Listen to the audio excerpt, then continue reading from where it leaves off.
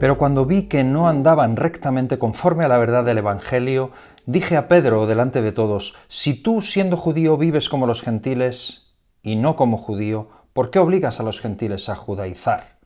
Dios te bendiga. Seguimos con el choque de titanes y en esta mañana yo quiero posicionarme un poco en el otro lado, en el lado de Pedro. No sé cuál sería la reacción de Pedro ante esta honestidad, esta confrontación de Pablo. Es evidente que Pablo mostró su respeto ante Pedro al dirigirse a él como líder, pero lo confrontó.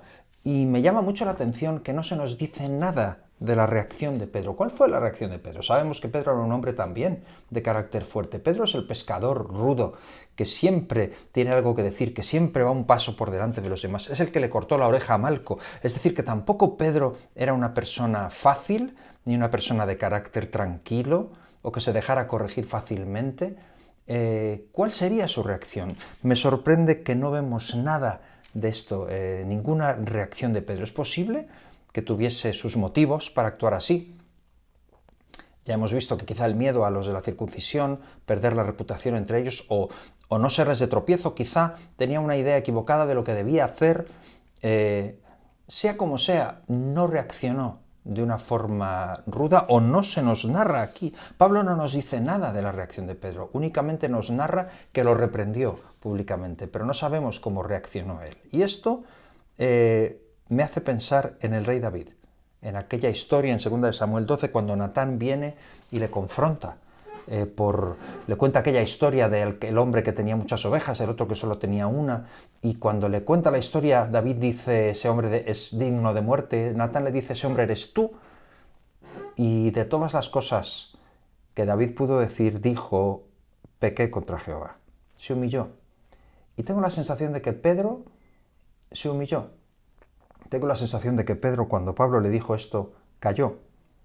No dijo nada. Y de alguna forma es contrario al carácter de Pedro, pero también no me extrañaría, porque Pedro estaba acostumbrado a las reprensiones de Jesús. Jesús le dijo en una ocasión: apártate de mí, Satanás. Jesús le reprendió en varias ocasiones delante de los discípulos, anunció su negación y al final fue quien negó a Jesús, no pudo caer más bajo.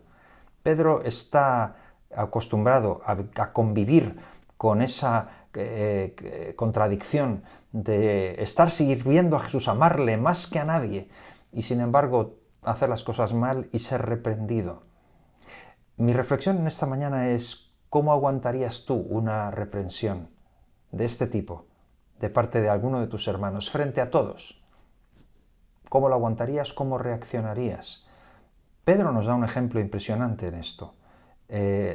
La realidad es que Dios va a usar a nuestros hermanos para exhortarnos, para reprendernos, para volver a ponernos en el camino. Al final, la Iglesia es esto. La Iglesia es una constante, no es solamente una comunidad en la que estamos todos juntos alabando al Señor, también hay roces entre nosotros. ¿Cuál es tu reacción cuando alguien te exhorta o te reprende? ¿Sueles defenderte? ¿Sueles justificarte? ¿Sueles usar el ¿y tú más? ¿O tiendes a negarlo, tiendes a justificarte? ¿O eres de los que meditan en lo que se te está diciendo y eres fácil y rápido para pedir perdón y para reconocer? Te invito en esta mañana a que lo medites, porque Dios va a usar a las personas que puso a tu lado para hablarte. ¿Cómo lo vas a recibir? Y te invito a que medites en tu corazón, y si descubres que eres una persona difícil de ser corregido y difícil de aguantar una reprensión, incluso si es en un tono que no debería, ¿te quedas más con el tono o te quedas con lo que se está diciendo para examinar tu corazón? Cada día aprendo más que el cristianismo no consiste en saberlo todo o hacerlo todo bien, sino en la capacidad de autoanálisis y ser conscientes de la continua necesidad de transformación, de cambio y de metamorfosis que tenemos.